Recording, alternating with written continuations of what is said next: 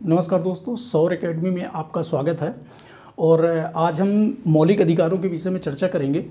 तो सबसे पहले समझते हैं कि मौलिक अधिकार होते क्या हैं। तो मौलिक अधिकार वे आधारभूत अधिकार होते हैं जो किसी भी नागरिक के नैतिक, बौद्धिक और आध्यात्मिक विकास के लिए अत्यंत आवश्यक होते हैं। और इन अधिकारों के बिना व्यक्ति का, नागरिक का सर्वांगीण विकास संभव नहीं है। तो इसी बात को ध्यान में रखते हुए संविधान निर्माताओं ने मौलिक अधिकारों को संविधान में रखा है। अब यहाँ पे देख लेते हैं कि संविधान के भाग 3 में मौलिक अधिकारों को रखा है, जो अनुच्छेद 12 से 35 तक में इसका वर्णन किया गया है। स्रोत इसका अमेरिका के संविधान से लिया गया है। और भाग 3 को भारत का मैग्ना कार्टा भी कहा जाता है। भाग 3 को भारत का मैग्ना कार्टा कहा जाता है। ये भी प्रश्न पूछा जा सकता है कि भारत का मैग्ना कार्टा किस भाग को कहा जाता है। तो भाग 3 को भारत का मैग्ना कार्टा या अधिकार पत्र बोला जाता है। जो मौलिक अधिकारों का संरक्षक है वो सर्वोच्च न्यायालय है, सुप्रीम कोर्ट है।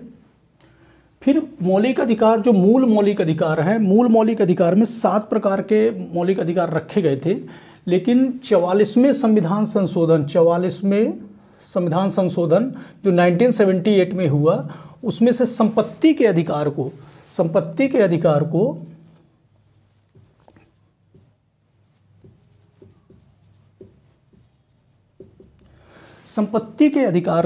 मौलिक अधिकारों की श्रेणी से हटाकर विधिक अधिकार की श्रेणी में डाल दिया गया, और जो वर्तमान में संविधान के अनुच्छेद 300A में वर्णित है या उसमें वर्णन किया गया है।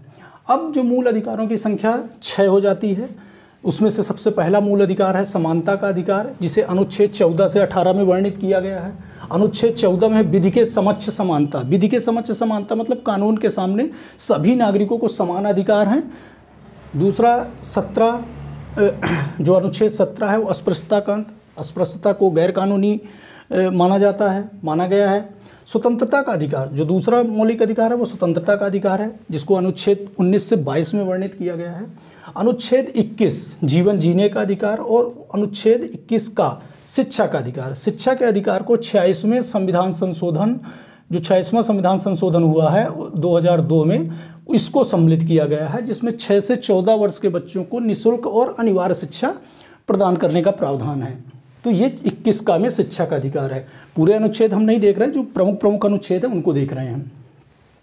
शोषण के विरुद्ध अधिकार अनुच्छेद 23 से 24 में वर्णित है।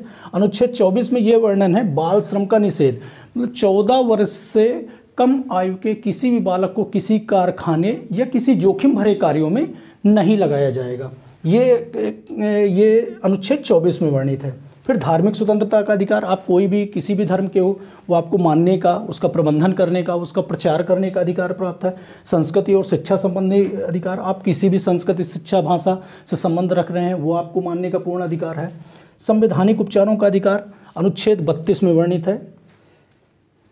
इसे संवैधानिक उपचारों के अधिकार को डॉक्टर भीमराव अंबेडकर, जो संविधान के जनक हैं, उन्होंने इसको संविधान की आत्मा भी कहा है, संवैधानिक उपचारों का अधिकार। और हाई कोर्ट और सुप्रीम कोर्ट ने नागरिकों की सुरक्षा के लिए, नागरिकों के अधिकारों की रक्षा के लिए बहुत सारे रिट जारी किए हैं। तो ये हमारा हो गया मौलिक अधिकार।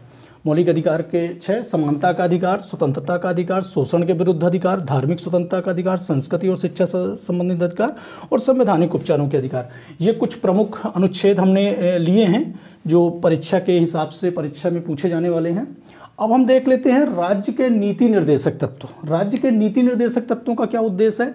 सामाजिक और आर्थिक लोकतंत्र की स्थापना करना, कल्याणकारी राज्य की स्थापना करना। इसी उद्देश्य से संविधान के भाग 4 में अनुच्छेद 36 से 51 में राज्य के नीति निर्देशक तत्वों का वर्णन मिलता है।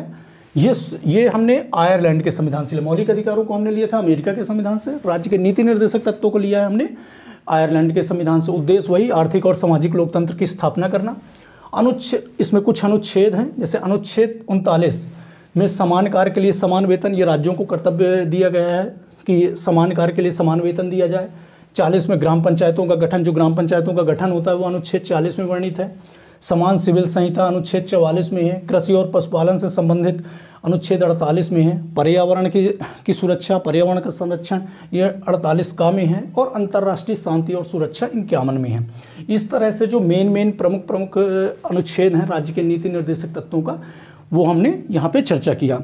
अभी ज़्यादा से ज़्यादा वीडियोज़ को शेयर करिए, और अभी हम नेक्स्ट लेक्चर में दूसरे सब्जेक्ट के साथ फिर आएंगे। धन्यवाद।